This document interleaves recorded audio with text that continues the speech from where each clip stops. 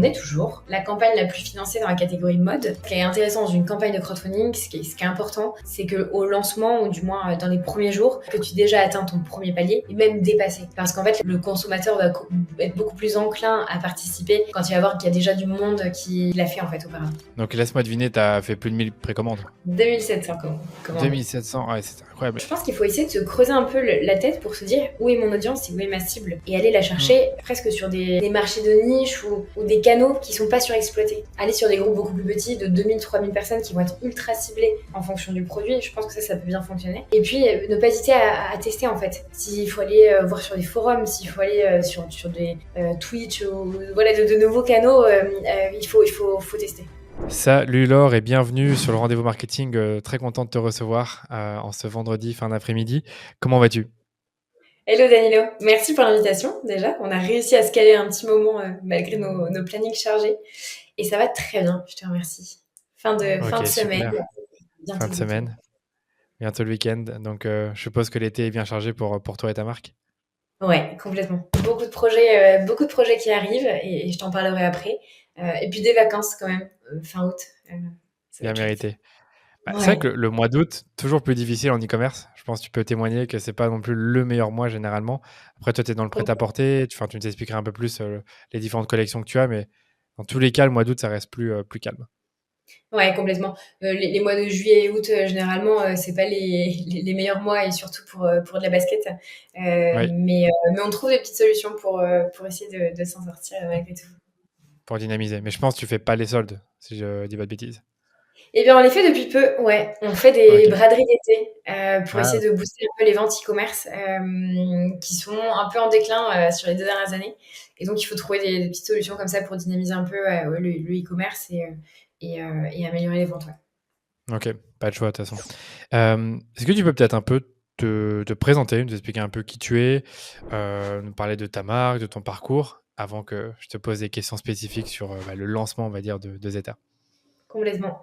Donc j'ai 27 ans, je suis angevine, je viens d'un village à côté d'Angers où j'ai grandi dans la campagne, mais je suis basée à Bordeaux depuis 2016, donc ça va faire bientôt 10 ans. Et j'ai fait des études, je suis arrivée à Bordeaux pour des études en management, en commerce international. J'ai pas mal voyagé pendant mes études, c'était génial, en faisant des stages un peu partout, au Cambodge, au Pérou, aux Pays-Bas, dans la mode et dans la chaussure. Et puis, en dernier master, j'ai décidé de me lancer dans l'entrepreneuriat. Ça faisait un moment que j'y songeais. J'ai eu pas mal de projets différents. Chaque année, j'avais un projet entrepreneurial. Il y a eu une marque de textile, il y a eu un projet de laverie collaborative, un projet d'application mobile. Et en fait, j'allais jamais au bout. Je faisais les BP, il y avait une ou deux versions, puis j'allais jamais au bout du projet. Peut-être parce que ça manquait de sens aussi. Et puis donc en dernière année de master, en 2019, je décide à ce moment-là de me laisser 1 an pour monter un projet et pour le lancer à la fin des études. Tu as mis la pression. Moi aussi, j'ai fait pareil. Genre, à 23-24 ans, je me dis, il faut absolument que je lance une activité. Enfin, moi, j'ai 31 ans, ça fait 7 ans que je suis entrepreneur. Enfin, si je compte mes 2 années en freelance. Donc, je vois un peu comment tu t'es lancé.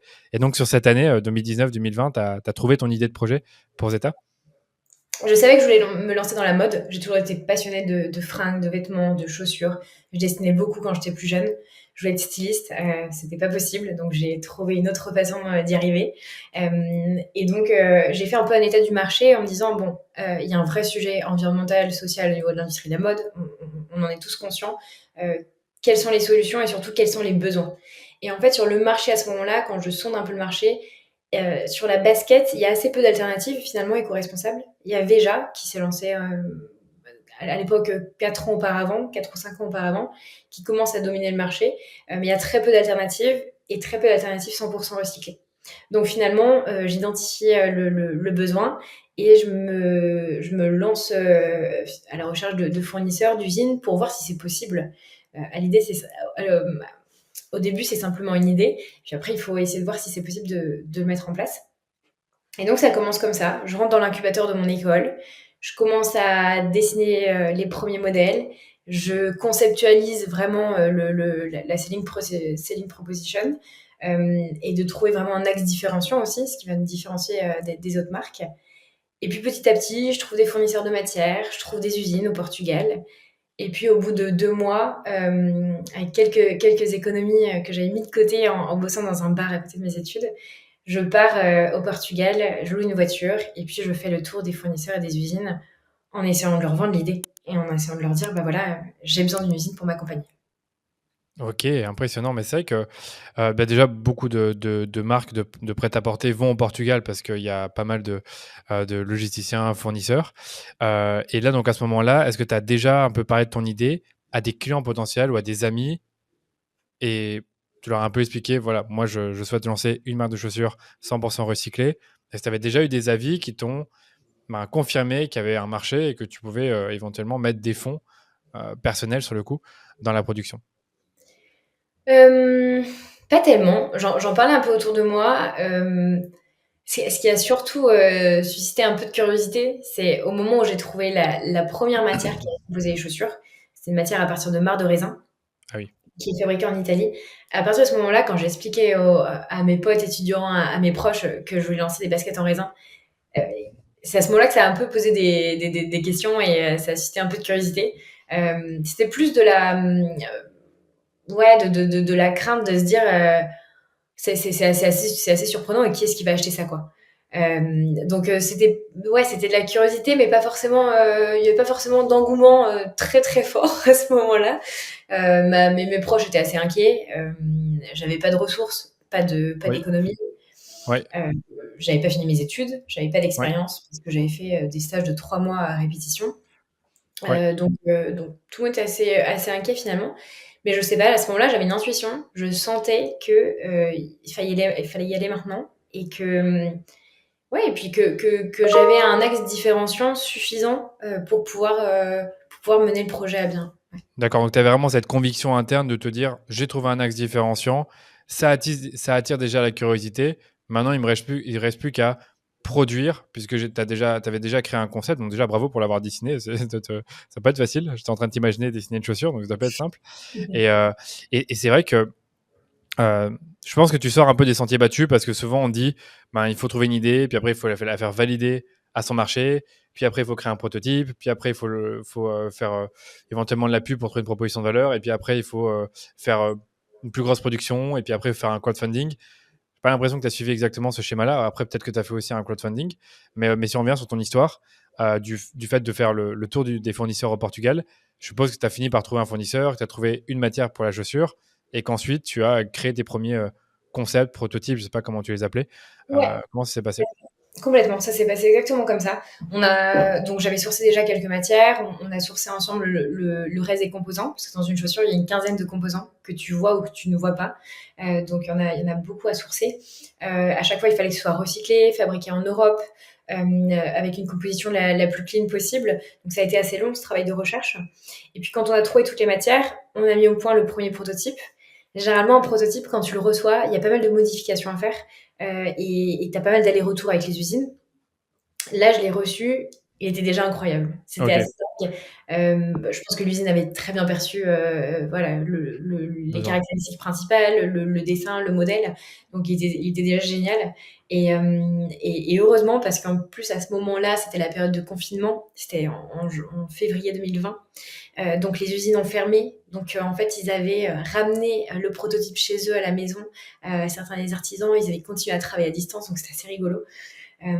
Et puis donc ce prototype, il a subi quelques modifs pour améliorer le confort, la durabilité, etc. Et donc en septembre 2020, donc quelques mois plus tard, j'ai lancé la campagne de crowdfunding sur Ulule. Ok, super. Donc ça, c'est finalement ton go-to-market, c'était le crowdfunding. Et qu'est-ce que tu as fait entre voilà, février 2020 et septembre 2020? Est-ce que tu as créé une communauté autour de la chaussure? Ouais, j'ai d'abord commencé à bosser sur la page de la campagne. Ça m'a pris pas mal de temps parce que je faisais tout solo, donc des graphismes, au script de la vidéo, absolument tout, les contributions, etc. C'était assez long.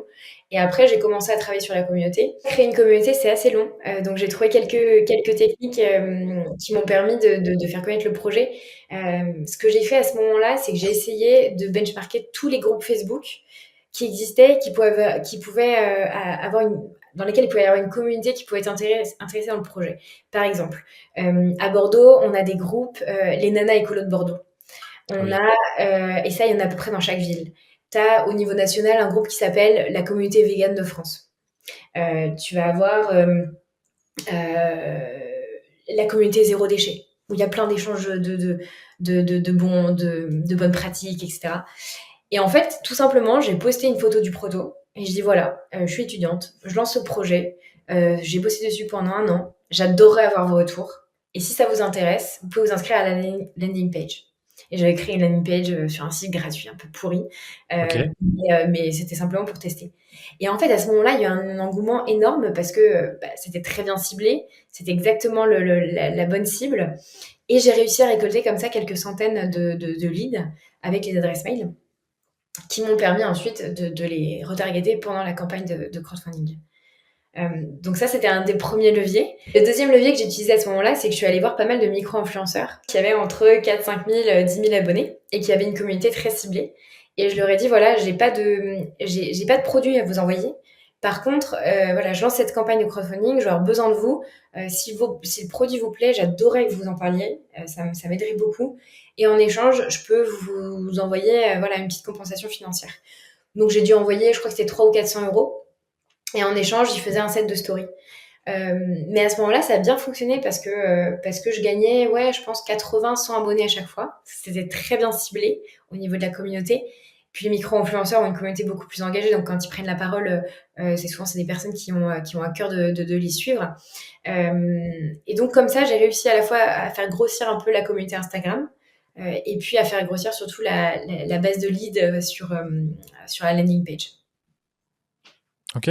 Ok. Donc ça, c'était ton deuxième levier. Et en fait, au fur et à mesure des mois, tu as eu ta communauté Instagram et ta base de leads pour le crowdfunding. Tu te rappelles un peu tu avais justement combien de personnes qui étaient abonnées à ta landing page, donc à ton futur crowdfunding, et combien de personnes qui étaient sur Instagram pour qu'on puisse se faire une idée de là où tu étais arrivé en 6 mois? J'avais, je crois que j'avais 2000 abonnés au moment de la campagne, lancement de la campagne, donc sur Instagram. Au niveau des leads, je devais avoir peut-être 600 ou 700 personnes Ok. uniquement sur la landing page. Ouais. Sur la page Ulule, qui en fait est un pré-access, là, j'avais pas accès il donne pas accès au nombre de personnes Hmm. qui sont inscrites. Mais je me suis très rapidement rendu compte lorsqu'on a lancé qu'il y en avait déjà beaucoup qui étaient tombés dessus. Ok. Euh, Ouais, donc il était tombé sur Ulule de manière organique. Genre, même sans te connaître via les groupes Facebook ou Instagram, je pense que Ulule t'avait peut-être mis un peu en avant ou que d'une manière ou d'une autre, ils t'ont trouvé sur Ulule. ouais, exactement. C'est exactement ça. Ok. Et donc voilà, au lancement, je me suis lancée avec ouais, quelques abonnés et puis quelques leads que j'avais essayé de récupérer tant bien que mal pour faire connaître le projet. Waouh. Donc en fait, tu as fait tout ça toute seule, pardon. Et après, donc, vient le moment du crowdfunding. Et là, tu peux nous expliquer un peu comment ça se passe. Encore une fois, est-ce que tu actives des leviers spécifiques à part simplement ta communauté Instagram et la base mail que tu as pu récolter avec la landing page? Ou est-ce que simplement ça s'est fait naturellement? Enfin, explique-nous un peu comment ça s'est fait et quel a été le résultat. Ouais, donc en fait, la campagne, elle est officiellement lancée le 7 septembre, mais le Ouais, dimanche 6, elle est ouverte en pré-access, donc au cercle 1, à la famille, aux proches, aux ouais, amis, et puis aux personnes qui se sont inscrites sur la landing de la campagne. Et donc c'est à ce moment-là que je me rends compte qu'il y a déjà beaucoup de personnes que je connais pas qui s'étaient inscrites, parce que la jauge se remplit hyper rapidement de commandes avec des noms que je connais pas. Donc ça permet en fait d'arriver le lundi 7, allez, à 8 heures à peu près l'ouverture officielle de la campagne, avec déjà une centaine de précommandes. Ouais. ok. Et Donc, oui, tu avais fixé un objectif de combien justement de précommandes ou de chiffre d'affaires, je sais plus comment est-ce que ça marche là-dessus. c'était 100 précommandes. Ouais. Ok, donc, donc déjà le premier jour, tu avais dépassé ton Ouais. objectif, ou en tout cas, tu étais arrivé à Ouais. ça. Et on avait même, si tu veux, on avait un premier palier pour activer un peu les gens. On avait un premier palier où ils achetaient la chaussure à un prix vraiment très bas, à 79 euros, il me semble, mais qui était Ok, réservé aux 50 ou 100 premières personnes. Et ok. j'ai reçu des commentaires et des mails de personnes qui disaient mais attendez, je comprends pas, il est 8 heures, le premier palier est déjà atteint. Moi, je m'étais inscrite dans les premières pour pouvoir acheter la paire à prix préférentiel. Il y a eu de la triche. Il y a des personnes qui se plaignaient, vraiment, qui attendaient le lancement avec impatience. Donc, Ok, c'était impressionnant. assez drôle à ce Ouais, moment-là. bah, c'est vrai que le prix était ultra attrayant, 79 euros, surtout que c'est une chaussure 100% recyclée, donc c'était avec tout ce qui est raisin, pour pas que je dise des bêtises. Ouais, complètement. OK. Et ensuite, tu avais un deuxième palier, comme tu dis? Donc, tu avais un prix plus élevé au deuxième palier? Ouais, c'est ça. Ensuite, quand cette jauge était atteinte, on passait à un prix unitaire de 99 €. Et puis ensuite, OK. suivant si tu l'achetais en volume, donc tu l'achetais par 2, par 3, par 4, par 5 ou par 10. Et donc, tu avais des prix dégressifs. Et donc, il y a eu pas mal de lots. Les gens se mettaient ensemble, tu vois, les groupes de potes, Ouais, ils achetaient un lot à 5 ou à 10. Tu avais les familles qui en achetaient aussi. On a des familles qui ont équipé des ados jusqu'aux grands-parents. C'est assez ouais, rigolo. Et donc, pour revenir sur ce sujet de pre-access. En fait, ce qui est intéressant dans une campagne de crowdfunding, ce qui est important, c'est que au lancement, ou du moins dans les premiers jours, que ta jauge, elle soit déjà, que tu aies déjà atteint ton premier palier et même dépassé. Parce qu'en fait, ouais. le consommateur va être beaucoup plus enclin à participer quand il va voir qu'il y a déjà du monde qui l'a fait en fait auparavant. Ouais, je comprends. Tu m'as dit que tu étais, beaucoup présente sur LinkedIn, enfin, c'est même pas tu m'as dit, je l'ai vu. Est-ce que là-dessus, tu as fait aussi des comme sur LinkedIn à ce moment-là pour dire: «Salut, je lance mon crowdfunding». On sait tous que LinkedIn, quand on le fait bien et quand on partage une belle mission et qu'on le fait avec un bon storytelling, ça peut vite devenir viral. Est-ce que tu avais activé aussi LinkedIn pour, mettre en avant ta campagne? Ouais, je l'ai commencé un peu tardivement. Je l'ai commencé au lancement de la campagne de crowd, là où beaucoup maintenant aujourd'hui, je trouve ça hyper Ils font intéressant. bien avant, ouais. Mmh. Ouais, c'est ça. Ce sujet de build in public où Ouais, tu montres un peu les différentes étapes de création ou le lancement d'un plan de com, ce genre de choses. Moi, j'ai vraiment fait le jour J auprès de mes 400 comment on appelle ça, amis. followers, Ouais, connexions, ouais. Mmh. connexion, c'est ça. Et donc, en fait, tout simplement, j'ai expliqué un peu bah, voilà, que je lançais le projet, qu'il y avait une campagne de crowd. Et ça a été plutôt rapide. Ça a été assez rapide parce que il y a eu beaucoup d'engouement autour du projet. Et naturellement, les gens se sont mis à reposter et à partager entre eux. Et donc, en fait, c'est vrai que sur le feed, il y avait énormément de repartages, ouais, de commentaires. Et très rapidement, ma base d'abonnés LinkedIn a grossi sans vraiment que je comprenne ce qui se passe. Ça a été ultra rapide. Et puis après, donc j'ai continué à documenter un peu cette campagne Ouais. avec les différentes étapes. Et le deuxième levier, au-delà de LinkedIn, ça a été la presse, qui a joué un rôle crucial dans le projet, puisqu'il y a eu un premier article de presse le jour J qui a été écrit par France 3 Nouvelle-Aquitaine, et en fait qui a déclenché tous les autres au niveau local, au niveau national, et puis un petit peu en dehors d'Europe aussi, on a eu en Suisse, en Belgique. Et c'était assez fou de voir que les journalistes, ouais, S'approprier, le sujet, ouais. ouais, Et exactement. ça, c'est intéressant au niveau stratégie presse. Donc, encore une fois, de ce que j'ai compris, tu l'as fait seul. C'est que tu as d'abord été approcher la presse locale. Tu as dit Nouvelle-Aquitaine, donc je pense région de Bordeaux. Et puis après, d'autres médias sont venus te contacter pour faire des articles, si je comprends bien. Ou on fait des articles sans même te demander. Je sais pas si c'est J'avais comment c'est passé. Ouais, c'est ça, exactement. J'ai rédigé un communiqué de presse en amont, tu vois, je l'avais rédigé un mois avant. J'ai prévu l'envoyer à toute ma base de journalistes que j'avais catégorisés, etc. Et en fait, j'ai même pas eu besoin de l'envoyer parce que le jour J, enfin, quelques jours avant, j'ai eu du coup un appel de France 3, Nouvelle-Aquitaine, qui avait vu dans le journal de mon école que j'avais gagné un prix au niveau de l'incubateur. Et donc, en fait, qui s'est un peu intéressé au projet.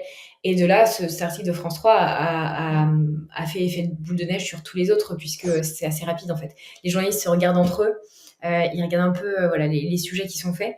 Et puis la radio fait la même chose. Donc, il y a eu pas mal de journaux différents et de radios. Et ça, on le voyait vraiment, on voyait l'impact que ça avait sur la campagne, parce que tu vois, t'as la courbe de progression des commandes. Ouais. Donc, on voit que la première semaine, t'as vraiment un moment fort où tu as un gros pic de commandes. Euh, Normalement, c'est censé un peu se stagner au Ouais. milieu. Ouais, c'est ça Et ce que j'ai ensuite, entendu. Ouais. Mm. ouais, et ensuite, ça reprend à la fin parce que tu as le sentiment d'urgence et c'est la fin de la campagne. Et en fait, Bien ce qui est sûr. assez surprenant avec la campagne de Zeta, c'est qu'il n'y a pas eu de moment de creux. Parce que tu avais un article de presse ou un passage radio qui faisait que ça dynamisait à chaque fois les ventes. Et donc, en Incroyable. fait, c'était tout le temps en progression. Et je me souviens, la campagne se terminait donc fin septembre à minuit. À 23h59, je voyais encore le chiffre de Augmenté, ouais. augmenter, quoi. Donc c'était assez fou et la presse a joué un rôle majeur à ce moment-là. Ouais. Ok, d'accord. Donc laisse-moi deviner, tu as fait plus de 1000 précommandes Des de milliers, ton côté. 2700 commandes. 2700, ouais, c'est incroyable. Et tu sais, ta campagne s'est classée quantième dans les campagnes crowdfunding les plus fortes de Ulule, parce que franchement, 2700 précommandes, c'est très très très bien. Surtout si tu On avais a, des prix à 79 ouais, euros minimum. on est toujours la campagne la plus financée dans la catégorie mode. Après, au niveau Ok, global, je sais pas. Je saurais pas te dire. Je ok. sais qu'il y Mais en tout cas, a dans eu, la catégorie mode, vas-y, je t'en prie. ouais, il y a eu d'autres campagnes après, notamment la campagne d'Inga, si j'ai pas de bêtises, Ouais, Inga, ils étaient très forts, mais Inga, ils ont mis beaucoup de publicité. Donc, ouais, même si. Et toi, tu n'as pas mis de publicité. zéro. Tu as juste dépensé l'argent dans des micro-influenceurs et la presse, c'était gratuit aussi. Donc, J'ai tu as mis, fait. je dis zéro, mais il y a eu 200 euros d'investis pour du Ouais. retargeting la dernière semaine. Que Ok. j'ai essayé de mener une campagne moi-même, c'était hyper dur. Je me souviens, j'étais avec mon Bah oui. accompagnant Ulule à ce moment-là. On parlait d'acquisition payante, j'avais pas eu tout ce que c'était. En plus, à ce moment-là, c'était plus ou moins les débuts. Enfin, pas les débuts, mais ça, c'était pas aussi fort que maintenant. Oui, Donc c'est vrai. j'étais avec mes tutos YouTube en essayant de programmer mes campagnes qui ont performé finalement, qui ont super bien performé avec très peu de budget. Mais ouais, je galérais. Je pense que à ce moment-là, si j'avais mis, allez, si j'avais fait x10 sur le budget déjà, j'aurais eu des perfs qui auraient été incroyables. C'est sûr. Non, mais franchement, enfin, incroyable. Franchement, belle histoire. Je suis en train de réfléchir, j'ai des questions pour rebondir, mais de ce que je comprends, c'est vraiment la presse qui a été ton accélérateur et qui a fait que tu n'as jamais vraiment eu de creux. Et derrière, tu as eu toutes tes communications organiques sur LinkedIn. Je suppose que tu as reposté dans les groupes Facebook où tu étais inséré. D'ailleurs, bravo, dans les groupes Facebook, j'entends de moins en moins me dire qu'ils vont chercher leur audience cible dans les groupes Facebook. Et je pense que c'est sous-estimé cette stratégie-là. Et Ouais. on peut toujours commencer quelque part, je pense. Donc ça, c'est vraiment, je sais En pas, fait, c'est faut essayer vraiment de, intéressant. ouais, en fait, je pense qu'il faut essayer de se creuser un peu la tête pour se dire où est mon audience et où est ma cible et aller la Mm. chercher presque sur des marchés de niche ou des canaux qui sont pas surexploités. Alors, les groupes Mm. Facebook, je sais pas si ça fonctionnait toujours aussi bien aujourd'hui. Peut-être en allant sur des groupes vraiment plus petits. Tu vois, typiquement, les groupes Wanted Paris, Wanted Bordeaux, je suis pas sûre que ce soit une bonne idée. Par contre, Oui, aller là, il sur y a beaucoup de monde. Mm. Ouais, c'est ça. Aller sur des groupes beaucoup plus petits, de 2 000, 3 000 personnes qui vont être ultra ciblées en fonction du produit, je pense que ça peut bien fonctionner. Et puis, ne pas hésiter à tester, en fait. S'il faut aller voir sur des forums, s'il faut aller sur des Twitch ou voilà, de nouveaux canaux, faut tester. Ouais, ouais, j'allais dire, c'est vrai que je pense à Reddit, par exemple. Reddit, c'est pas mal non plus. En France, de plus en plus, ça monte bien et c'est l'endroit phare des communautés. Donc, c'est intéressant. Et du coup, après, donc fin septembre, ta campagne se termine. Tu es toujours toute seule à bord. Tu as des 2700 commandes. Donc, évidemment, je présume que tu as passé les 3 mois qui ont suivi à faire des envois de colis, à gérer toute la logistique. Euh, Site Non, web, tu disais? même pas, parce que en fait, très rapidement, on s'est rendu compte que 3 000 paires à expédier, c'était pas possible. Ah oui, j'avoue, Euh, toute seule, ouais. donc, on a fait appel à un logisticien à ce moment-là. Ok, d'accord. Ok. Donc, ça t'a laissé le temps de te concentrer sur ton site et ta marque. Ouais, complètement. Parce que mine de rien, c'était fin de l'année 2020, c'était il y a 3 ans finalement, 3 ans, Ouais, ouais, 3 ans, exactement. 3 ans et demi. Ok, ok. Du coup, site web, je suppose. Quelle est la suite? Explique-nous un peu qu'est-ce qui s'est passé sur les 6 mois qui ont suivi. Et puis après, je suppose que tu vas rentrer plus dans le détail des actions marketing que tu as mises en place. Je pense, tu m'avais dit un constat intéressant, c'est que tu n'as pas fait d'acquisition payante, ce qui est moi mon cœur de métier et ce que je vois souvent avec les e-commerçants avec qui je parle, pendant 2 ans. Donc c'est quand Ouais, même pas mal pendant 2 ans. ouais, complètement. Ce qui s'est passé ensuite, ça a été un peu. Cette période-là, elle a été très compliquée parce que pendant un mois, t'es pris un peu de tous les côtés et t'essayes de. Ouais, c'est une période qui est ultra chargée où il faut être sur tous les fronts et là, d'un coup, tout s'arrête et tu te dis, bon, c'est quoi la suite? Donc, la première étape, c'était de se dire, bon, je vais créer un e-commerce. À ce moment-là, j'ai fait un peu l'erreur, ou pas, parce que ça m'a appris plein de choses, mais de faire les maquettes par moi-même et de pas me faire aider pour la partie design. Donc ça m'a pris beaucoup de temps que j'aurais pu passer ailleurs à bosser sur d'autres sujets, mais au moins j'ai mis un peu les mains dedans. Donc j'ai bossé sur les maquettes du site. On a essayé ouais, de bosser sur les plans de prod parce que malgré tout, bon, t'as tes 3 000 paires à livrer, mais ensuite il faut prévoir un stock avec les bonnes références, les bons coloris pour ensuite l'ouverture du site internet. Et puis faire vivre ta communauté qui, pendant plusieurs mois, en fait, n'a pas de produits achetés.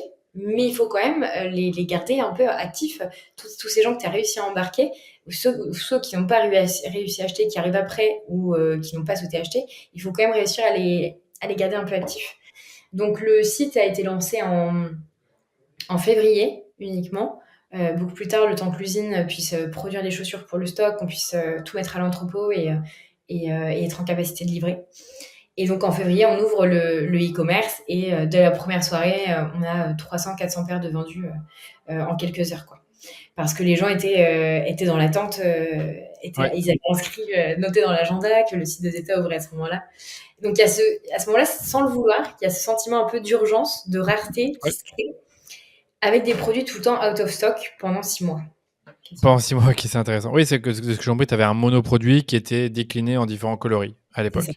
exactement. Ok. Et donc, tu avais ce sentiment d'urgence qui s'est créé naturellement, vu que je suppose que la communauté était au courant que le site était en construction, que les paires devaient encore être produites.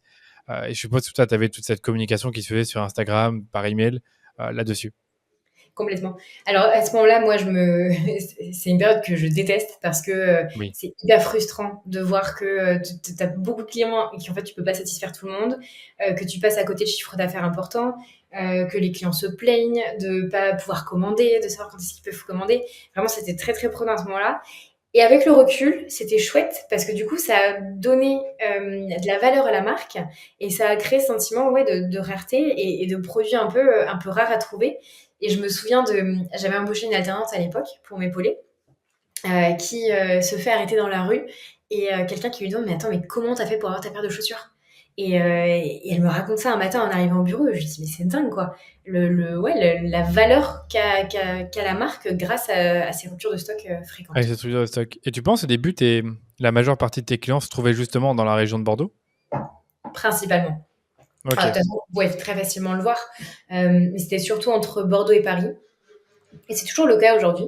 Une bonne C'est partie de vrai. la communauté entre Bordeaux et Paris. Parce que il y a un attachement très fort à la région. Et puis bon, c'était un produit qui était fait en raisin, donc ça parlait beaucoup aux vignerons, aux Ouais. gens qui étaient dans ce domaine-là. Et aujourd'hui encore, ouais, les Bordelais sont très attachés à la marque. Ok, intéressant. Ok. Tu as parlé un peu d'avoir engagé une alternante. Donc, ça, c'est aussi intéressant. Je pense que tu as vraiment démarré 100% seul. J'ai l'impression avec très peu d'aide. Aujourd'hui, tu peux me rappeler, vous êtes combien dans ton équipe? Aujourd'hui, on est 9. Vous êtes 9, ok. Et donc, quels sont les postes sur lesquels tu as recruté au départ pour commencer? Ça, je veux bien un peu que tu nous expliques. Et puis, on parlera plus marketing. Ouais, j'ai recruté Camille en premier. Camille, elle est arrivée un an après le lancement. Et elle sortait d'un cabinet de conseil d'audit financier. Donc, elle est hyper à l'aise sur la partie chiffres. Et aujourd'hui, c'est mon bras droit COO. Et elle gère toute la partie opération, finance, logistique, production. C'était la deuxième personne à arriver, ouais. Et ensuite, il y a eu Louis, qui aujourd'hui est CMO, qui s'occupe de toute la partie e-commerce, marketing, partenariat, affiliation et tout ce que ça peut inclure. Et Ok, puis bien sûr, d'accord. ça c'est les personnes qui sont chez Zeta à temps plein. Et puis on a des alternants qui sont sur les parties graphisme, communication, service client, B2B avec les boutiques. Ok, d'accord. Et donc, c'est vrai que si tu devais donner un conseil à quelqu'un justement qui lance son e-commerce et qui commence à faire de plus en plus de chiffres, tu conseillerais à cette personne d'avoir un CEO et un CMO directement, ou est-ce que tu vois d'autres postes clés sur lesquels il faudrait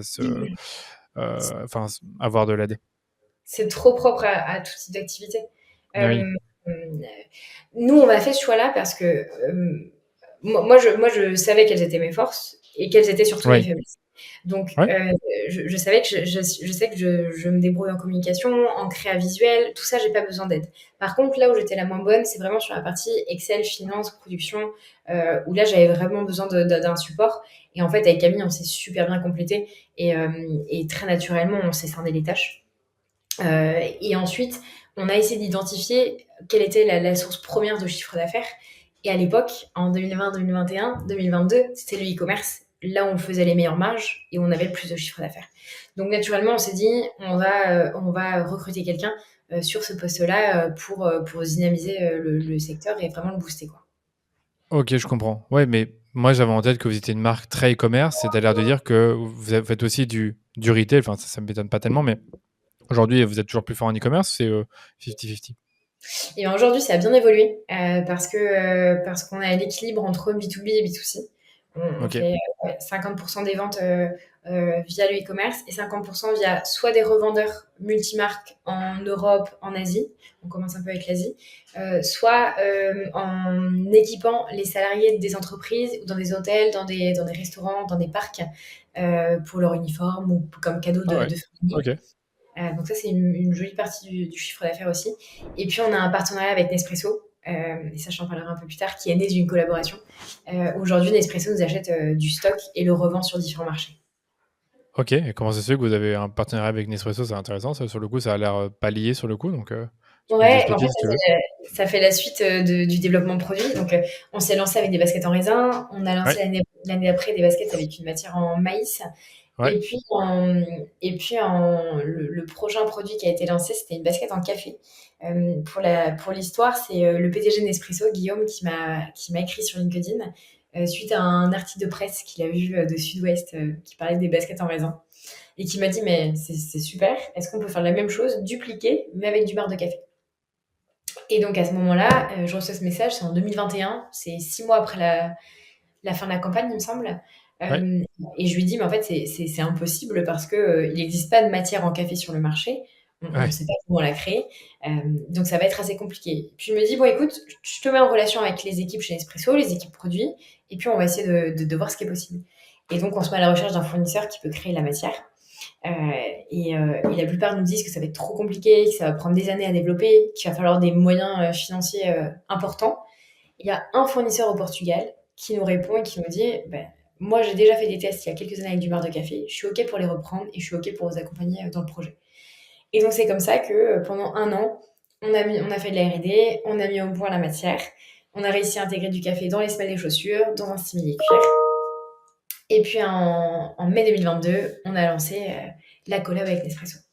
Ok, waouh, c'est incroyable. Et donc, et ça, t'as vu un boost sur le chiffre d'affaires directement en lançant la collab avec eux? Enfin, je veux dire, déjà, le collab avec une marque, ça peut prendre différentes formes. Donc là, de ce que j'ai compris, ils vous ont donné des ressources et vous avez échangé avec eux pour créer la matière. Mais après, eux, qu'est-ce qu'ils ont fait en termes marketing pour vous, par exemple? Ils ont fait quelque chose? Ouais, complètement. Ils ont mis en place des campagnes surtout presse et influence. Ah Donc, ouais. il n'y avait pas d'activation en paid, en Ouais. publicité. Donc, au niveau de la presse, il y a eu en fait, il faut savoir que Nespresso a un bureau Nespresso dans chaque pays du monde, donc même dans les plus petits pays. Et donc là, on a décidé d'envoyer donc des produits à toutes les agences presse de Nespresso dans chacun des pays en Europe. On s'est concentré sur l'Europe. Euh, donc il y avait des communiqués de presse qui étaient lancés un petit peu et on a eu de la presse nationale dans chacun des pays. Donc que ce soit Pologne, Pays-Baltes, Scandinavie, Ah ouais, euh, ok. France, beaucoup. On a eu Grazia, l'officiel, on a eu des beaux magazines. Et puis en complément de ça, l'autre activation, c'était de l'influence paid, où on avait choisi 7 influenceurs, donc sélectionnés selon des critères et selon leur communauté plus ou moins grosse, à qui on envoyait une paire et on faisait toute une campagne éducative et puis un peu mode voilà, pour présenter le produit. Ok, d'accord, je vois. Et pour revenir sur justement maintenant enfin, les stratégies marketing que tu as employées les 2 premières années, on a parlé d'organique. Tu peux un peu me décrire ce que toi tu faisais niveau marketing ou ce que tu faisais avec ton CMO pour faire des activations, mais en dehors du paid, parce que ça m'intéresse de comprendre comment vous avez développé votre e-commerce sans faire du payant sur 2021-2022, si j'ai bien compris. Hmm. Eh bien, à ce moment-là, pas grand-chose, parce que Louis, il est arrivé bien après. Donc, pendant les 2 premières années, il y avait absolument rien. Ok, Non, non, il y avait pas grand-chose. Ce qui faisait vivre Zeta, c'était LinkedIn. ok, Parce que ouais, ça tu peux la, t'expliquer. ouais, la communauté a continué à grandir de façon organique. Et en fait, rapidement, j'ai eu 15 000 ou un peu plus de 15 000 abonnés. Euh, et à l'époque, je trouve quand même qu'à l'époque, comparé à aujourd'hui, il y avait beaucoup moins de personnes qui racontaient leur histoire, qui storytellaient leur histoire sur LinkedIn. Ouais. Là, aujourd'hui, c'est devenu presque indispensable d'y passer et de faire du personal branding. Donc, à ce moment-là, je ne savais pas trop comment faire et je suivais un peu les conseils de quelqu'un qui m'avait dit que c'était une très bonne stratégie pour se faire connaître. Donc, j'ai essayé. LinkedIn, pour moi, c'est le canal le plus adapté parce que j'étais pas à l'aise avec la caméra, faire des stories sur Instagram, ce genre de choses. J'étais plus à l'aise avec l'écriture. Donc, j'ai commencé petit à petit à raconter un peu mes galères, quelques anecdotes. les étapes clés qu'on réussissait à passer, l'arrivée dans des bureaux, la production qui se passait mal. En fait, j'ai essayé un peu de tout documenter, un peu les dessous de l'entrepreneuriat, à la fois les bons moments, mais aussi les mauvais, et en full transparence. Et c'est ça qui a plu à ce moment-là. Et puis, il faut dire aussi que l'entrepreneuriat, il y a un côté hyper fascinant, ça passionne les gens, tout le monde a envie d'entreprendre. Et donc, je pense qu'il y a pas mal de personnes qui ont commencé à suivre à ce moment-là. Et c'est ça, en fait, c'est les posts Instagram, LinkedIn, pardon, Ouais, qui ont généré directement du trafic sur le site. On le voyait dès qu'il y avait un post, le trafic qui augmentait, la conversion aussi. ouais. Euh, je Et me toi, suis amusée. tu mettais un lien sous le post ou comment ça se passait à ce niveau-là où ça se faisait naturellement? Pas toujours. En fait, j'essayais de le déguiser un peu. J'essayais surtout que ce soit pas un post commercial. Aujourd'hui, quand il y a des lancements produits, je le fais, tu vois, malgré tout, parce que c'est important de communiquer dessus. Mais j'essayais surtout de communiquer sur des infos non commerciales pour que ensuite les gens cliquent sur la page LinkedIn de Zeta, puis ensuite Ouais, arrivent au site. C'est une façon de détourner. Je me suis amusée plusieurs fois, tu vois, à tester des choses sur LinkedIn, tester des codes de réduction, par exemple. Euh, Chose que normalement tu fais plutôt sur du paid, Instagram. ouais, sur Instagram ou en newsletter. Donc, j'avais mis pour un lancement de produit il y a 2 ans un code caché dans les commentaires, détective ou je sais pas quoi, de 5%. Et en fait, il a été utilisé une quarantaine de fois, je crois. Ah, quand Donc même. c'était assez dingue de voir l'impact que ça avait. Et ouais, je me suis pas mal amusée ou avec des concours sur LinkedIn en faisant gagner une paire s'ils réussissaient à trouver le nombre de kilos de matière recyclée dans une paire. Et en fait, ça faisait naturellement augmenter l'algorithme, euh, enfin du moins, augmenter la visibilité du post et donc ça faisait remonter dans l'algorithme. Donc il y a Eh pas mal de petits bien. tests que j'essaie de faire de temps en temps pour dynamiser un peu et puis pour voir justement si ça fonctionne toujours aussi bien. Yes, bah écoute, c'est hyper intéressant. Et tu peux expliquer un peu, genre, à quelle fréquence tu publiais sur LinkedIn et si tu as deux ou trois, enfin, est-ce que tu as un, deux, trois posts en tête qui ont vraiment bien fonctionné et pourquoi? Ça m'intéresse vraiment. Peut-être de creuser un peu plus ce sujet-là parce que, en fait, ce que j'entends souvent, c'est oui, LinkedIn m'a aidé, donc quand un e-commerce m'en parle, mais plutôt pour trouver d'autres partenaires, mais pas forcément pour booster les ventes e-commerce. Alors que toi, tu me dis, ça a boosté mes ventes à chaque fois. Hmm. Je suis en train de regarder en même temps, tu vois, pour Ouais, essayer de ceux qui ont le mieux performé. Euh, Il y en a un qui avait bien marché. C'est l'un où je racontais une anecdote de Zeta au tout début, avant que Zeta existe, quand je suis allée au Portugal pour la première fois et que j'avais pas d'argent et que j'ai dû faire du couchsurfing parce que j'avais pas assez d'argent pour payer l'hôtel. Donc j'avais dormi chez un local qui m'avait hébergé. Et à ce moment-là, je racontais un peu voilà, la morale de l'histoire et comme quoi il n'y avait pas besoin d'avoir de ressources pour se lancer. Donc ça avait vraiment bien fonctionné.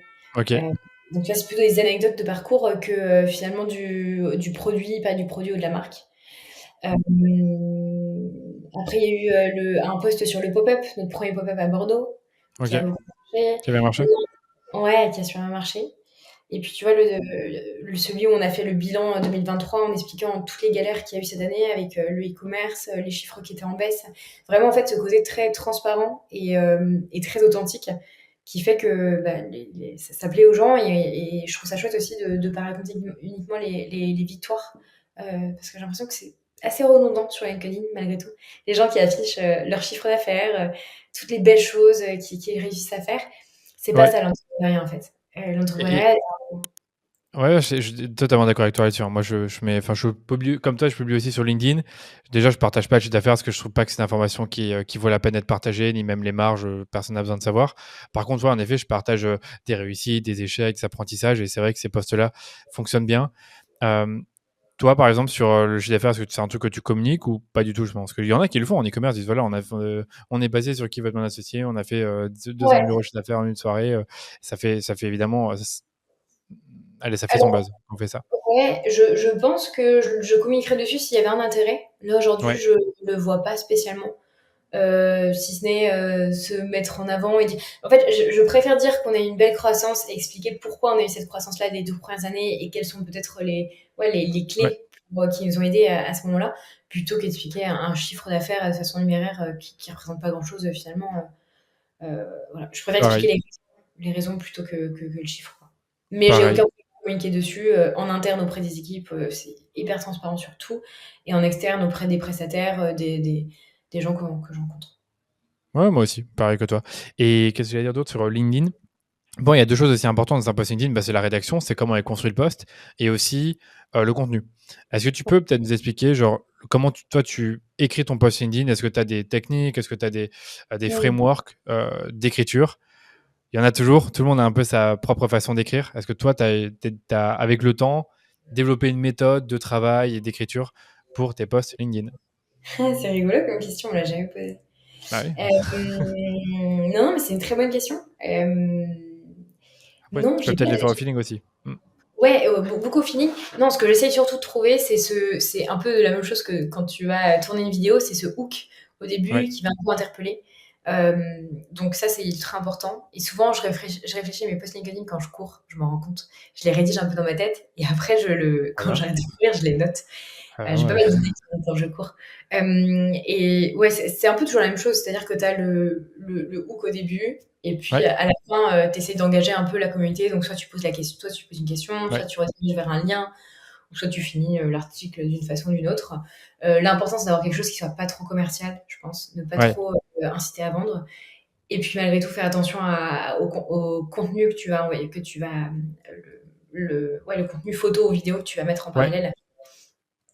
Ça Et, joue aussi. et justement, les contenus photos, vidéos, genre, qu'est-ce que tu as tendance à mettre généralement là, actuellement sur ton profil LinkedIn? Je vois souvent, tu as la chaussure qui est mise en avant. Ouais. Euh, on te voit toi aussi beaucoup. Mmh. Pareil, est-ce que tu as des tips, conseils, des trucs que tu as remarqué qui fonctionnaient mieux que d'autres? Ça, souvent, on me dit la même chose, quoi. Quand je mets pas de photos, ça marche pas. Quand je mets une photo, ça marche mieux.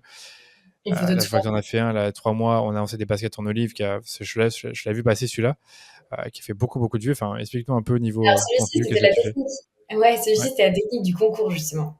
C'est pour Ah, ça que ok, je la trouve. d'accord. Ok, donc ça, il y avait un concours? Ah ouais, Ouais, je disais, en fait, j'avais dit aux gens, celui qui réussit à trouver le nombre de kilos d'olives dans une paire, gagne une paire. ouais. Ouais, c'était très intelligent. J'avoue que j'aurais eu envie de participer aussi. Et donc là, ça crée énormément d'engagement, quoi. Ouais, Ok, exactement. ok. Non, alors généralement, c'est surtout en fait, essayer d'apparaître sur les photos. C'est bête, mais les gens ont besoin de savoir qui se cache sous la marque. Et c'est ce qui fonctionne le mieux. Ouais, je suis d'accord. Tu connais d'autres marques personnifiées que tu aimes bien, enfin que tu suis sur LinkedIn, d'autres fondateurs de marques Ouais. c'est pas- Moi, j'aime bien suivre ce que fait, je sais plus son prénom, Anouk de Dijon, qui le Ouais, fait pas mal. c'est vrai. J'aime bien ce qu'elle dit. Elle déconstruit un peu l'entrepreneuriat et je trouve qu'elle dit des trucs chouettes. Et elle parle de façon hyper transparente sur ce qu'elle aurait aimé savoir avant, par exemple, et qu'elle ne referait pas aujourd'hui. Euh, et en fait, j'ai envie de te dire tout le monde maintenant. Ouais, il y en a Tout quand le même, monde. allez, quelques dizaines, hein, je pense. T'as pas non plus énormément de fondateurs de marques qui le font, mais c'est vrai Beaucoup. qu'Anouk, c'est une des premières qui me vient en tête. Il y a aussi Rafaela de Ouais, Yacon Co que j'ai interviewé récemment et je réfléchis. Il n'y a pas je tant pense que à ça hein, qui font. Maud de Green Dot, la Ah banque, oui, oui, oui, je suis un peu moins, ouais, mais oui, je vois. qui elle a des performances assez dingues sur Ouais, LinkedIn. maintenant que j'y pense, oui, je vois de qui tu parles. Ok. Ok, bah, pour celui de LinkedIn, je regarde si j'ai encore des questions là-dessus que je m'étais noté. Mais moi, de ce que j'ai compris, en gros, ta meilleure méthode de vente, on va dire de vente, en tout cas de marketing sur LinkedIn pour vendre un produit B2C, ça va être de faire des concours finalement. Enfin, si on se comprend, oui, d'être transparent, de raconter l'histoire, mais je veux dire, le concours, c'est un truc qui semble bien marcher. Ouais, ouais, finalement, oui, ça avait plutôt bien marché. Ouais. Je sais pas si c'est une technique qu'il faut garder et reproduire parce que je pense que ça dépend Ça de dépend, oui, chacun. bien sûr. Je Mm. l'avais pas vu avant. Donc, c'est peut-être aussi ça qui a fait que ça a fonctionné. C'est que Non, finalement, Mm. LinkedIn, ça se prête pas forcément au concours. Et là, c'était assez drôle. Donc, en fait, non, ce qu'il faut retenir, c'est qu'il faut essayer d'innover. Il faut essayer Voilà, d'innover et de je trouver suis d'accord. Je suis des d'accord. façons de faire les choses différemment et ouais, d'inclure Ouais. la personne et de l'engager. Et justement, c'est peut-être une question là qui me vient en tête. Est-ce que tu considères que tu as toi-même beaucoup innové sur des stratégies marketing un peu sous-estimées? On a parlé des groupes Facebook, on vient de parler des concours sur LinkedIn, on a parlé de la presse aussi. Est-ce qu'il y a d'autres trucs que toi, tu as mis en place euh, sans avoir beaucoup de moyens? Parce qu'on le sait au début, on n'a pas beaucoup de moyens, à moins qu'on ait levé des fonds. Et là, tu l'as expliqué, tu n'as pas vraiment levé des fonds, tu as fait une campagne de crowdfunding. Donc, encore une fois, des leviers, des hacks marketing qui ont fait que tu as réussi à avoir flot de vente, un flux de vente plus important pardon, grâce à cette technique ou ce hack? Je dirais, il n'y a pas de hack, mais en tout cas, il y a pas mal de tests qui nous ont appris certaines choses. Typiquement, j'en ai deux qui me viennent en tête, il doit sûrement y en avoir d'autres, mais on s'est toujours dit, on est une marque de mode, pour faire de l'influence, il faut aller vers des profils qui font de la mode, qui ont une appétence pour ça, ou du moins la Ouais, communauté est sensible à ces sujets-là. Malgré tout, on a repéré, tu vois, on regarde un petit peu les influenceurs, machin, en interne, et il y a une personne qui fait des DIY déco, tu sais, qui va ouais. monter des meubles ou faire avec deux francs 6 sous, te faire des super trucs de déco. Et en fait, cette fille-là qui s'appelle Inès, elle était cliente Zeta. Donc on la repère, on se rend compte que sur une photo au loin, elle porte une paire Zeta. Donc on lui écrit et on lui dit, bah écoute, est-ce que ça te dirait, on a vu que t'es cliente, ça te dirait qu'on t'envoie une nouvelle paire pour que tu testes les dernières. Et en fait, elle accepte, on lui envoie. Et on lui crée un code sur lequel on va lui proposer de l'affiliation. Nous, en interne, pas en passant sur une plateforme, on lui dit, bah écoute, voilà, c'est normal que tu sois rétribué pour ça. On te propose 8% des ventes que tu vas générer avec ce code-là. Et en fait, elle nous a créé 20 ventes sur une période assez courte. Alors, on parle pas de Ah bah, 20 centaines ventes de ventes. fois 100 euros, fois 100, 150 euros, et Ouais. ça fait déjà, attends, j'ai pu compter, mais ça fait 3000 euros. Voilà. Et en fait, quand tu rapportes au coût d'acquisition actuel sur du paid, sur du SEA Ouais, ou sur d'autres leviers, en fait, c'est vrai que c'est ultra rentable, quoi. Donc, on n'aurait pas pensé à premier abord que l'axe de la déco, ça allait forcément fonctionner. Mais c'est une des influenceuses qui a mieux fonctionné avec très peu de moyens investis, quoi. je comprends, ouais. Donc c'était un sujet assez intéressant de se dire il faut tester de nouvelles cibles. Il faut pas rester dans sa catégorie et je pense qu'il faut tester un peu partout. On essaie, tu vois, dernièrement un peu les comptes de cuisine, tous les chefs vegan, végé, etc. Ça, c'est On a logique. Ça, c'est logique. Ouais, ce serait logique là ouais, sur le coup. ouais, mais tu vois, ils font uniquement des vidéos de bouffe. Donc là, Ouais, on va tout essayer de tester, de se dire, bah, est-ce qu'ils partagent, s'ils partagent en story, ça va générer quelque chose ou pas. Donc, c'est des tests qu'on fait et on essaye de voir si on peut ok. réussir à craquer à un moment ou un autre. Euh, ouais, ouais, de créer un peu de créer des ventes là où on les attend pas, quoi. Non, je comprends, mais je comprends, il y a une culture du test que vous avez instaurée dans votre boîte. Et comme toujours, quand on fait des tests, il y a des échecs. Est-ce que tu as eu justement des échecs dans des actions marketing que vous avez mis en place, que ce soit en payant ou en gratuit, où vous vous êtes dit, OK, ça a marché et finalement, ça a été un flop? Je dirais pas de flop, mais tu vois, dernièrement, ce qui a très bien fonctionné pendant un mois, euh, on a testé l'UGC. Au tout début, on voyait l'UGC un peu partout. On a repris une vidéo en fait d'une influenceuse assez connue dans le sud-ouest qui faisait un unboxing d'une boîte. Et en fait, on l'a réutilisé pour de l'ads. Et en fait, à ce moment-là, ça a explosé. Les CPA ont complètement baissé. Ça fonctionnait super bien. On a eu des très très bonnes perfs. Et donc, un peu maladroitement, on s'est dit bon, bah, il faut tout miser sur l'UGC. UGC influence, UGC fondateur. On a essayé un peu de mixer. Ouais, Sur un produit comme le nôtre, ça fonctionne assez mal. Alors, aussi OK. parce que je pense que l'UGC s'essouffle, Ouais, et ça, c'est on sûr. est arrivé un peu à saturation de tout ça. On en voit partout, sans arrêt testé par tout le monde. Ça devient un peu, c'est saturé. Mais sur un produit comme de la mode, c'est beaucoup plus compliqué de vendre. Là où sur de la cosmétique, en fait, tu vas réussir à montrer le produit, à montrer les effets directs du produit. Sur de la mode, c'est très subjectif, c'est compliqué à vendre de cette façon-là. Ou alors c'est nous qui sommes mauvais, c'est peut-être possible aussi, et on n'a pas encore tout testé. Mais on essaie, tu vois, on essaie de faire des tests UGC influence, UGC fondateur. C'est pas la même performance qu'avant. C'est Euh, intéressant. Vous n'avez pas trouvé le bon axe de com sur l'UGC, c'est-à-dire un bon hook justement où tu vas, je pense qu'il y a pas mal de choses à dire au niveau hook, au niveau des matières et de comment vous avez construit la chaussure. Il y a pas vraiment, vous n'avez pas réussi à trouver une sorte de méthode qui marche bien actuellement sur l'UGC. C'est vrai que maintenant que j'y pense, moi ouais. j'aurais tendance à dire que pour vous, oui, ça peut marcher On en a fait intuitivement. beaucoup, hein. On en a fait Ouais, beaucoup. On a testé plein de hooks différents sur la matière, en essayant de surprendre avec les ouais, baskets en raisin, bien sûr. Mm. sur la confection, sur... L'entrepreneuriat, donc moi avec une petite anecdote en tant qu'entrepreneur pour essayer d'attirer, on a essayé plein de hooks différents et c'est pas ce qui fonctionne le mieux aujourd'hui. Ok, ok, ben c'est bon à savoir. Ok, ben, je veux bien qu'on rentre sur le sujet du pay. Donc voilà, on n'a pas beaucoup parlé de stratégie, enfin des leviers organiques pour se faire connaître. Je suppose que voilà, ça fait augmenter le chiffre d'affaires mois après mois, mais il y a un moment où je présume que vous avez vu un plafond. Est-ce que c'est à ce moment-là que vous avez activé du paid ou il y a une autre raison qui a fait que vous vous êtes dit, ok, maintenant on va mettre des budgets marketing dans Facebook, Google pour aller chercher des nouveaux clients? Ouais, moi innocemment pendant 2 ans, je me suis dit que c'était possible de vivre sur de l'organique pendant Mm. des années. Je pensais qu'il y avait des marques qui faisaient Ouais, pas d'acquisition payante et c'est peut-être le cas d'ailleurs encore aujourd'hui. Mais ouais, en fait, on a vraiment vu un déclin des ventes à partir de janvier 2022. ah oui, 2021, janvier 2022. Donc on a vécu ouais, 1 an et demi quasiment sans pub. Donc à ce moment-là, on s'est interrogé, on a essayé de comprendre d'où ça venait. On n'avait rien changé finalement à ce qu'on faisait avant, vu qu'on faisait rien. ouais, Et du coup, à ce moment-là, on s'est dit, bon, on va essayer d'activer de la pub payante. Donc on s'est approché de plusieurs agences et on a enclenché avec eux une stratégie. Donc principalement Meta. Google est arrivé après. Donc sur Facebook, Instagram et ensuite Pinterest. ouais, Euh, et là-dessus, les performances ont été très très bonnes dès le ok. début, avec des CPA à moins de 10 euros. Ah oui, Là aujourd'hui, moins de 10 euros, c'est plutôt ouais, bas pour la chaussure à 150 euros. Là, il y a de quoi exact. faire. Bah, ça s'explique assez naturellement, hein, le fait que bah, à ce moment-là déjà, il y a eu beaucoup moins de marques qui faisaient du paid. Le fait qu'on nous ait jamais vu avant.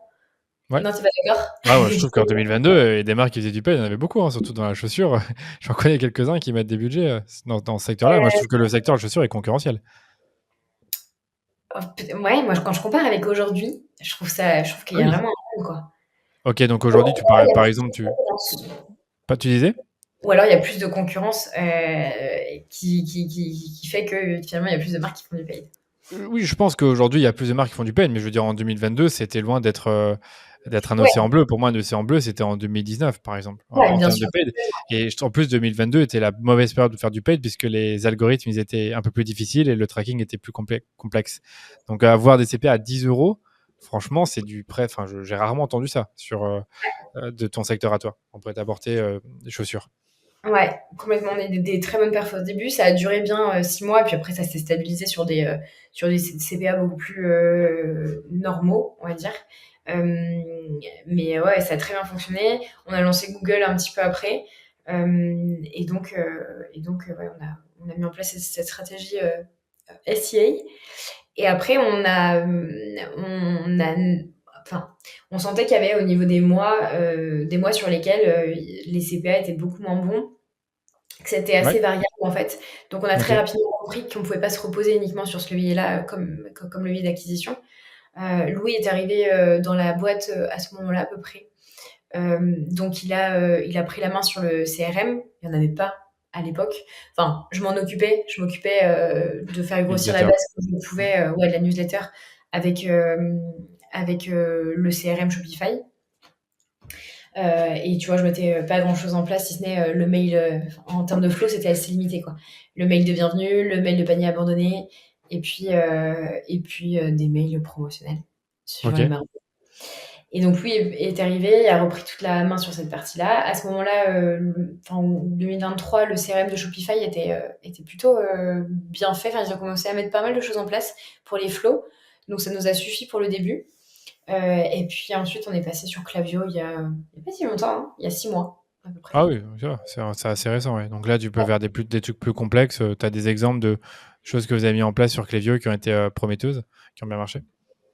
Si le flow de paiement abandonné, pour le coup, on avait celui de panier abandonné, on n'avait pas celui de Ouais. paiement Ah, abandonné. le paiement abandonné, c'est vrai que ça, j'ai pas pensé à ça. Donc c'est vrai que ouais, on dit souvent quand quelqu'un arrive à l'étape du paiement, s'il n'a pas fait le paiement, tu l'as perdu. Et là, je veux bien que tu nous expliques qu'est-ce que tu as mis en place là-dessus niveau paiement, quel type de message tu avais, sachant que là, on ne parle pas d'un panier abandonné, mais d'un paiement qui n'a pas fonctionné, enfin qui n'est pas passé. Ouais, c'était plutôt des mails de réassurance. Enfin, c'est plutôt des mails de réassurance. euh,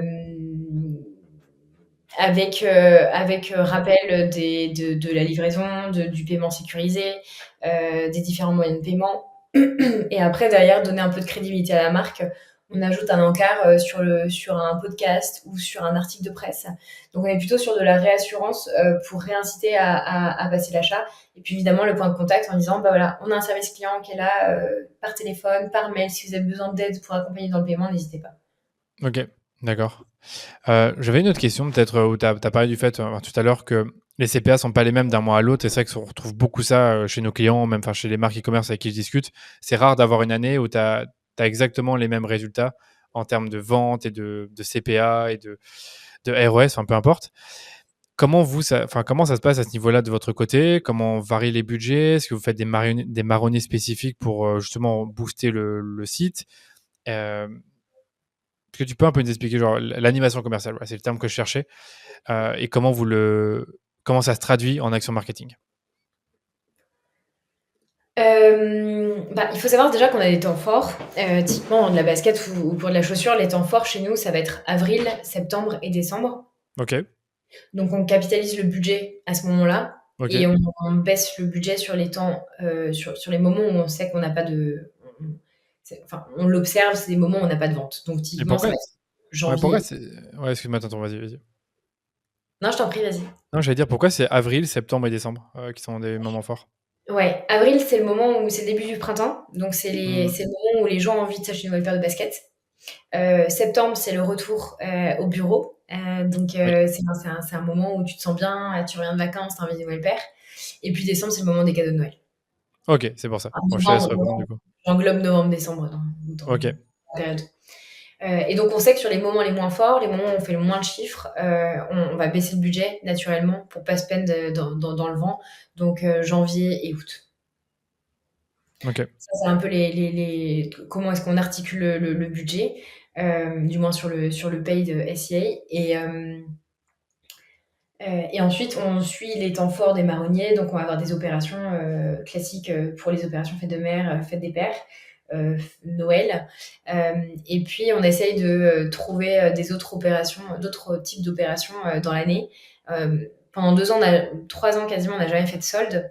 On ouais, n'en avait pas besoin et on considérait que nos prix étaient fixés justement toute l'année. Là, depuis un an, on sent que c'est un peu inévitable, que le consommateur, il est vraiment à la traque du moindre code promo. Et que dès que tu fais des codes promo, en fait, ton chiffre d'affaires, il fait x2, x2,5. Donc, on a mis en place des braderies qui nous permettent, nous, de faire un peu de place au niveau des stocks et d'écouler certains modèles qui se vendraient moins bien et presque de les arrêter. Parce qu'on a des collections permanentes, on ne travaille pas par saison. Donc, on ne peut pas faire des vrais soldes comme toutes les autres marques.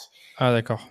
Mais on peut, à certains moments, on a besoin de booster un peu le CA, booster les ventes, appuyer sur certaines périodes et faire des opérations très spéciales, assez courtes de braderie. Ok. Je crois que tu as quand même pas mal de produits finalement sur le site. Je pensais qu'il y en avait un peu moins. T'as combien? Comment ça se décline et comment ça s'est développé ces dernières années sur le site? On a lancé 5 collections au total, ou du moins un modèle qui s'est décliné en 3 variantes et puis deux autres modèles. On essaie de lancer un à deux produits par an. Euh, et là, on s'apprête à lancer la catégorie accessoires en août avec des casquettes, des chaussettes et des porte-cartes qui sont tous recyclés, donc soit en cuir, nos cuirs végétaux ou alors des matières recyclées comme du plastique recyclé. Et l'objectif, c'est à la fois de venir complémenter un peu cette gamme de produits et puis augmenter le panier moyen qui est assez, enfin, finalement, qui est fixe sur les chaussures. Oui, j'allais dire, soit sur les 3 dernières années, en fait, ton panier moyen n'a pas bougé tant que ça. Si finalement tu as augmenté le nombre de paires de chaussures que tu as sur le site, mais tu pas fait un développement horizontal de la gamme. C'est ce que je veux dire. Donc tu pas des accessoires en plus et je connais quelques marques qui ont fait ça et en fait, toujours ça a un petit impact sur leur panier moyen d'avoir des accessoires. Ça va peut-être avoir 10 de plus sur ton panier moyen, Mais en mais volume, derrière, c'est payant. intéressant. Oui. Ouais, Mmh. complètement. Ouais, il y a cet intérêt-là. Et puis là, on lancera en septembre aussi une nouvelle catégorie sur le site. C'est un vrai test. C'est un peu pour le. L'objectif premier, c'était de se dire on va aussi augmenter le panier moyen. Mais c'était aussi un peu pour me faire plaisir à moi de lancer cette catégorie-là. On va lancer une catégorie Green Market, Concept Store, avec uniquement des produits durables fabriqués en Europe, brand des États, Europe et France, avec de la vaisselle, de la céramique, de la bougie, des magazines, avec un lien, un fil conducteur qui est le Portugal. OK. Donc ça, c'est un truc quand même assez, on va dire, c'est un pari, on va dire. Tu sais pas ce que ça va donner, tu sais pas si tes consommateurs vont suivre et tu le Complètement. verras. Ok, hyper C'est un bon intéressant. Bon, test. on verra ça plus tard. On verra ça dans quelques semaines, évidemment, Mhm. évidemment, puisqu'on est bientôt en septembre. Et il y a un truc que tu as dit aussi, je sais plus si c'était au début du podcast ou en off, tu as dit que tu voyais un petit déclin sur l'e-commerce. À ton avis, qu'est-ce qui explique qu'il y a eu un déclin, en tout cas de ce que je comprends pour ta marque, sur l'e-commerce? euh, ou alors j'ai peut-être mal compris, mais en tout cas, intéressant peut-être d'avoir ton point de vue là-dessus. Et ensuite, quelles décisions vous avez prises pour justement contrebalancer le déclin sur l'e-commerce, s'il y en a eu un? Ouais. Pour nous, ça a été un déclin parce que je pense qu'on a vécu 2 années un peu exceptionnelles, 2020 et 2021, qui étaient un peu l'apothéose du e-commerce. Du moins, c'est ce que j'ai compris quand je parle avec des marques qui s'étaient lancées avant. Mais finalement, on est de retour à des chiffres un peu normaux, Ouais, des chiffres qu'on aurait pu avoir en 2018-2019. Donc pour nous, forcément, on sent qu'il y a un déclin des ventes, ou du moins une baisse de la croissance, une diminution de la croissance, ok. une croissance qui stabilise. Et c'est simplement qu'on retourne à des chiffres un peu plus normaux, que les gens sont beaucoup moins sur leur téléphone, que oui, ils continuent d'acheter en ligne, mais ils apprécient retourner en magasin et avoir le contact du commerce physique. Et on le sent parce que du coup, ça vient contrebalancer avec le B2B. On a beaucoup plus de demandes entrantes. On signe avec beaucoup plus d'agents commerciaux pour la distribution et les volumes sont plus importants. Donc ça s'explique assez simplement comme ça. Ce qu'on a fait pour essayer de redynamiser les ventes, c'est surtout de multiplier les canaux d'acquisition. Ouais, Là où avant, on se reposait sur du paid, sur du SIA, aujourd'hui, on essaie vraiment de développer tous les canaux et d'avoir une stratégie presque à 360. Donc, évidemment, l'influence avec du gifting, une quinzaine de paires en gift par mois. L'affiliation, sur lequel on travaille, alors pas autant qu'on aimerait parce que ça prend du temps, c'est une vraie strate à mettre en place, mais Louis il passe du temps, quelques heures de façon quotidienne. C'est un levier qui est très héroïste, qui est très rentable, mais qui fait peu de volume. ça c'est Donc, intéressant. Et je veux bien que tu nous en dises plus là-dessus. L'affiliation, pour toi, c'est aller voir des micro-influenceurs et leur proposer de mettre en avant la paire et d'avoir un code promo dédié, ou c'est encore autre chose via des blogs ou de la presse? Parce que je sais en que ça fait, se fait aussi. ouais, nous on passe par la plateforme Affiliate. Donc on a soit de la demande entrante, soit c'est nous qui allons chercher un peu les différents leviers. On va avoir du blog, on va avoir des sites sur lesquels on va être référencé. Il va y avoir plusieurs types de plateformes, un peu de tout. Il ne faut pas être très élitiste sur la plateforme. Euh, Typiquement, on va être sur des plateformes type iGraal, ce genre de choses, parce qu'il va y avoir beaucoup de volume en visibilité, ça va être assez important. Euh, donc, on n'est pas très élitiste sur le choix des sites et des vitrines, parce que malgré tout, ça rapporte et ça représente peu du chiffre d'affaires, tu vois, généré par le marketing aujourd'hui. Sur le CA généré par le marketing, l'affiliation, c'est 20%, 15%. De ton Euh, CA. ouais. Oh, c'est quand même significatif, je trouve 15-20%. Ouais, sur le CA B2C. Sur le CA B2C, ouais. Ok. Et je présume qu'une bonne partie, je dirais peut-être la moitié, c'est du paid et le reste doit être un bouche à oreille, LinkedIn, influence, Ouais, SEO. exactement. Exactement. Euh, donc l'affiliation, l'influence, la presse aussi. Encore la presse, ouais. Ouais, on a décidé de prendre une agence de presse. On fait quelques tests en fait. On fait des tests soit avec des agences, soit en envoyant le communiqué de presse par nous-mêmes. On essaie d'activer différents leviers. On fait de la presse payante aussi. On essaye en fait. On fait Ok. du test en permanence et on voit ce qui rapporte. C'est plus compliqué pour la presse de traquer. Ouais. Euh, et encore que parfois, on peut réussir à le trouver, mais c'est beaucoup moins traquable que d'autres leviers. Donc c'est un peu plus compliqué. Pourquoi c'est moins traquable? Parce que tu peux pas mettre un lien avec UTM ou un lien, justement, un lien affilié? Si tu fais de la presse payante, oui. Oui. Euh, Si tu fais de la presse gratuite ou t'envoies ton communiqué de presse à tout le monde, c'est au bon vouloir du journaliste de publier et de publier quand il veut. Et en Ouais. fait, il t'appelle pas pour savoir quel lien tu veux mettre derrière ton, Ah, derrière ton d'accord, article. ouais, j'ai jamais pensé à ça. Ok, d'accord. Donc c'est difficile à traquer. Ouais. Après, tu vois les domaines référents sur Google Analytics et après, tu peux quand même essayer un peu de mesurer. Complètement. Oui, c'est vrai. Ok. Et donc, voilà, pour le paid, il me semble que j'oublie rien. Ouais, c'est clair. Et peut-être encore deux, trois petites questions, mais Aujourd'hui, c'est quoi vos leviers de croissance? Je parle pas forcément de paye, de levier de croissance pour les prochains mois, prochaines années, sachant que là, voilà, vous faites du e-commerce, vous faites du B2B. Souvent, les leviers qui reviennent le plus souvent, c'est du retail, donc c'est-à-dire avoir son propre point de vente physique, ou alors de faire de l'international, ou de développer de manière horizontale la gamme. C'est quoi vos prochaines étapes pour vous et peut-être que tu as d'autres trucs à nous raconter là-dessus. Eh bien oui, on est en pleine levée de fonds. C'est une grosse étape pour nous parce que c'était une volonté de ma part de rester indépendante financièrement le plus longtemps possible. J'en étais Ouais, fière de ça parce que Zeta, c'est une marque qui a été créée avec 2000 euros de budget et qui aujourd'hui très peu. est pérenne et rentable. Donc j'en étais assez fière. Maintenant, je me rends compte que on a besoin d'accélérer et qu'on a besoin d'accélérer sur certains points et de se pérenniser et de se faire connaître davantage. Donc, on réalise une levée de fonds auprès de notre communauté. Donc, ça Ouais, sera donc à la fois auprès d'investisseurs, une petite partie, et puis auprès de notre communauté début septembre, à l'occasion ok. de notre 4 ans. Donc, c'est assez symbolique comme date. Et tu vas Euh, passer par l'ITA pour la je vais levée de fonds? passer par CrowdCube. Oh, GrowthCube, ok, ouais, je vois c'est quoi. Parce qu'il y a l'ITA aussi, c'est pour les marques justement comme la tienne qui sont engagées, donc ok. Et c'est quoi la différence avec l'ITA, GrowthCube, c'est le même? Est-ce que c'est des obligations, des actions? Enfin, comment ça marche? C'est exactement le même principe, c'est-à-dire que le consommateur peut acheter une part de l'entreprise à partir de 100 euros.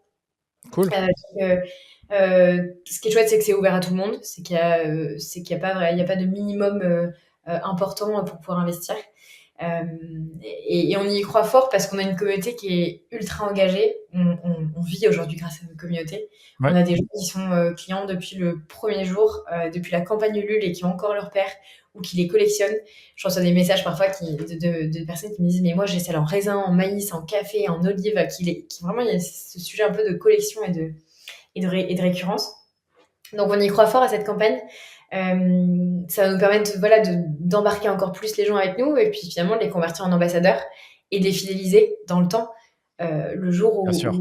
où cette personne aura besoin d'une paire de chaussures, peut-être qu'elle pensera à nous avant de penser à une autre marque.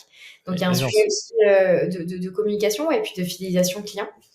Donc ça, c'est une grosse étape. Ouais, L'objectif de cette levée pour nous, c'est de recruter sur des postes clés, notamment un directeur commercial pour la partie B2B boutique qui commence à bien prendre de l'ampleur.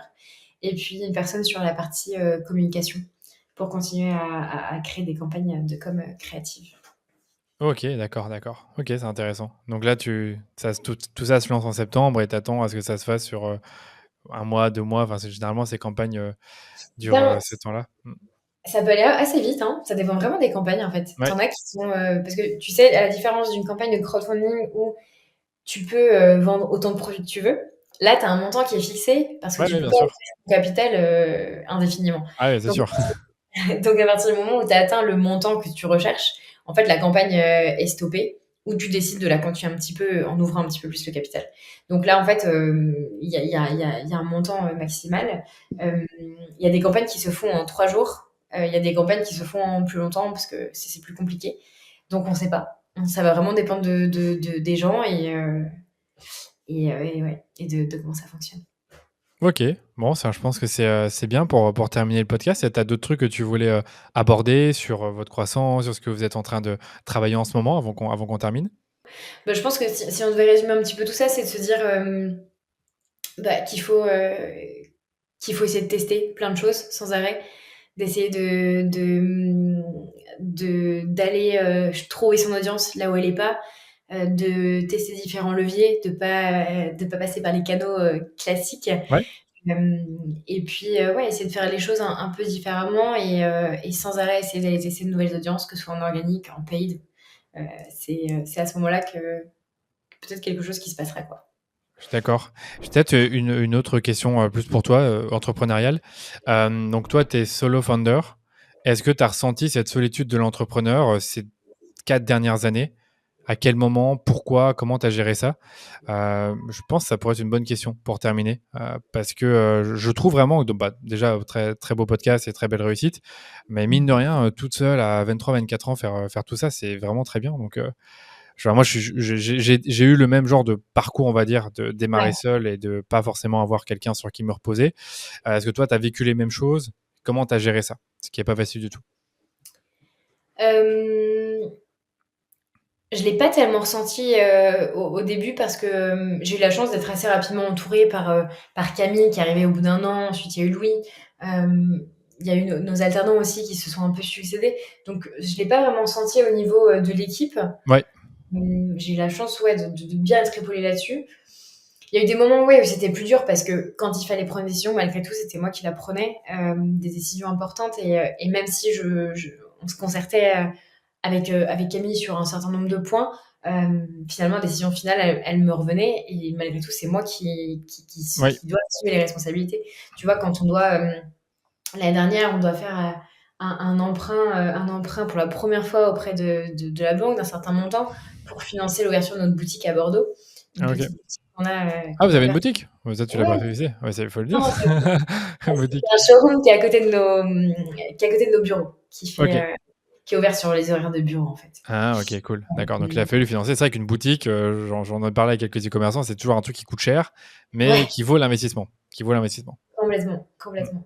Et donc à ce moment-là, ouais, en fait, tu te dis, bon, bah, voilà, si demain la boîte, il se passe quoi que ce soit, je peux plus financer, je fais plus de CA, je peux pas rembourser mon prêt, c'est moi qui dois le rembourser à titre perso, tu vois. Donc malgré tout, il y a des moments où il y avait des prises de décision qui étaient compliquées, ou quand il fallait choisir d'aller ouais, de prendre une décision stratégique pour l'export dans tel ou tel pays. Donc, Ouais. même si c'est des décisions qui se prennent de façon collective, derrière, c'est toi qui en assume les responsabilités. Donc à ce moment-là, ça a été plutôt dur. Et puis heureusement, en fait, au fil des années, j'ai rencontré pas mal de personnes dans le milieu entrepreneurial à Bordeaux, parce que malgré tout, c'est un Ouais. sacré écosystème. Et aujourd'hui, on se retrouve de façon quotidienne ou mensuelle. On a un petit groupe qui s'est créé. Et ça aide, ouais, ça aide vachement et, à partager des problématiques communes, à essayer d'échanger sur des sujets. Et aujourd'hui, je suis beaucoup moins seule, ouais. Ok. Ouais, je connais, enfin, je comprends. Je connais un e-commerçant qui m'a expliqué, enfin, nos clients, qu'il a été dans un comité de direction. Et genre, tous les 3 mois, en fait, il est dans un comité de direction avec d'autres dirigeants d'entreprise qui n'ont pas forcément d'entreprise comme la sienne, mais dans ce comité, en fait, ils partagent des décisions importantes qu'ils doivent prendre ou comment dire, des constats qu'ils ont fait sur leur entreprise et comment trouver une solution, tu vois. Et ça, je trouve ça intéressant. Donc, Génial. moi, en fait, actuellement, je m'interroge beaucoup sur ça en tant que solo founder depuis 5 ans, sur, pas forcément sur le fait d'avoir des associés, mais sur le fait d'avoir peut-être un autre type de soutien que j'ai pas trouvé avant. Voilà. Ouais, comme un board Ouais, de Visor, en fait. Ouais, ouais, un truc comme complètement. ça. Donc, à voir, faut voir. J'aime bien Et aussi le mentorat, que je trouve bien aussi, ouais, mais le mentorat, pour moi, c'est un peu différent. C'est un peu différent, je le vois comme étant quelqu'un qui te donne des conseils, tu les appliques, parfois ça marche pas, mais qui te guide. Pour moi, le comité de direction, c'est un peu de l'accountability. C'est-à-dire, voilà, complètement. j'arrive avec une problématique, je suis obligé un peu de faire mes devoirs, je suis obligé ensuite de rendre des comptes dans 3 mois. Et ça, je trouve ça intéressant. Chose que tu n'as pas forcément quand tu es avec des associés. Ouais, ouais, complètement. Complètement. Après, c'est l'initiative de chacun, tu vois. Je pense qu'il y a plein de bonnes idées à mettre en place. Oui, Et quoi, tu peux créer d'autres formes de groupes de conseils, ouais. yes. Ok, bah écoute, je vais te laisser filer. Merci beaucoup pour ton temps. Où est-ce qu'on peut te retrouver si on veut échanger avec toi, si on veut ouais, discuter simplement? Ben, LinkedIn, je crois, hein. C'est le Ah plus oui, hein, simple. je pense que c'était assez logique là-dessus.